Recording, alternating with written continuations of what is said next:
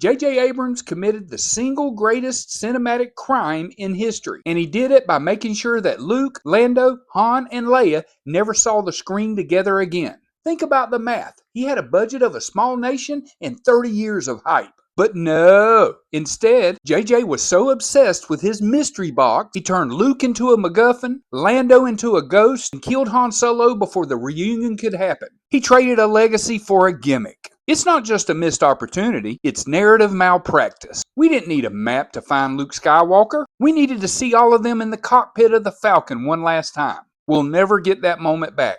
Disney spent millions of dollars and forgot that the most valuable thing that they bought was not the IP. It was the chemistry. Stick to the damn lore, JJ. I'm out. Kathleen Kennedy didn't just destroy Star Wars, she completely wasted one of the greatest sequel trilogy ideas imaginable. Finn should have been a Jedi. Think about it. A stormtrooper raised by the First Order, breaking free from brainwashing, discovering the Force. That's an incredible story. And what did Disney do with it? Not a damn thing other than turn him into comic relief. The trailers literally showed Finn holding a lightsaber like he was the next hero of the saga. Fans thought we were about to see a former stormtrooper rise into a Jedi legend. Instead, they shoved him to the side while repeating the same Desert Scavenger discovers destiny storyline we already got with Luke. That wasn't just a missed opportunity. That was franchise-level incompetence. Kathleen, you suck. Kathleen Kennedy was in charge of the greatest movie franchise on Earth, and somehow the Star Wars sequel trilogies feel like 3 separate movies. One director set up mysteries. The next destroyed half of those. The final movie panics and tries to undo everything.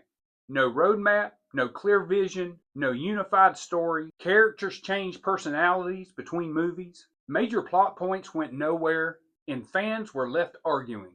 That's a disgrace. This is how Kathleen Kennedy ruined Star Wars. She approved a Luke Skywalker story where the greatest Jedi of all time walks out, uses the Force one last time, and then dies from just being tired. This is the man that faced Darth Vader, the Emperor, the entire Empire. And after waiting decades to see Luke return in his prime, we got a piss-poor Jedi projection and a quiet death on a rock. You stupid. How has Kathleen Kennedy ruined Star Wars? Well, if you want one single moment that perfectly captures the disconnect, it's this. The Mary Poppins scene from The Last Jedi. We watched a legendary character survive a bridge explosion, get sucked into the dead vacuum of space, and then literally fly back to safety like a superhero. No setup, just a God mode switch. Now she's deserving of that, but not like this. This is the Kathleen Kennedy era in a nutshell. Prioritizing a cool visual over internal logic in Star Wars lore. It turned a cinematic icon into a meme. Good riddance. I get asked all the time, how did Kathleen Kennedy ruin Star Wars? Well, I'm here to deliver. Remember when getting stabbed with a blade of pure plasma meant that you were dead? Ask Qui-Gon. Oh, you can't, because he died. But in Ahsoka, Sabine takes a lightsaber stab from Shin, and what happens? She's in the hospital for a day, gets a band-aid, and she's back to doing flips like nothing happened. Don't forget, Darth Vader couldn't even kill Reva. Get the hell out of here. There are 0 stakes with Disney. If nobody can die from a direct hit, why should we even care about the fights? Kathleen Kennedy has turned the most dangerous weapon in sci-fi into a toy. Kathleen Kennedy has no common sense. Good riddance. This is how Kathleen Kennedy ruined Star Wars. Let's talk about the identity crisis in Ahsoka. We spent years loving Sabine Wren because she wasn't a Jedi. She was a Mandalorian, warrior, artist, demolitions expert, the kind of character who proved you didn't need the Force to matter. That was the whole point. But apparently that wasn't good enough. Now suddenly, if you just believe hard enough, congrats, you're basically a Jedi. The Force went from this rare, mythical connection to the universe to something that feels like it comes free with a Disney Plus subscription. And Sabine, she didn't evolve. She got rewritten from a top-tier Mandalorian badass to just keep trying, you'll get there Padawan. It doesn't expand the lore, it flattens it. Because when everyone's special, no one is. Kathleen Kennedy had one job with Captain Phasma, and she completely wasted her. They marketed her like she was the next Boba Fett.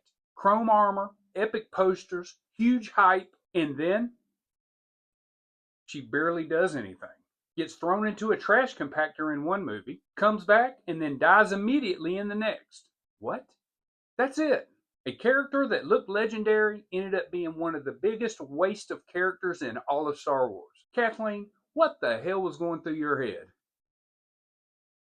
I get asked all the time, how has Kathleen Kennedy and Leslie Headland ruined Star Wars? Here's another example.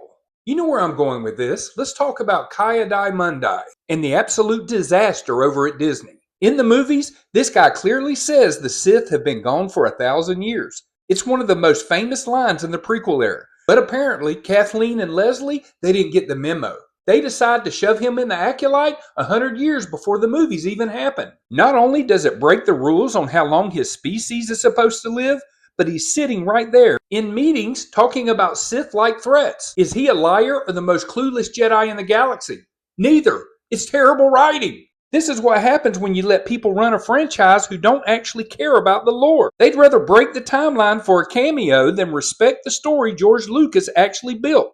It's lazy, it's insulting to the fans, and it's a train wreck.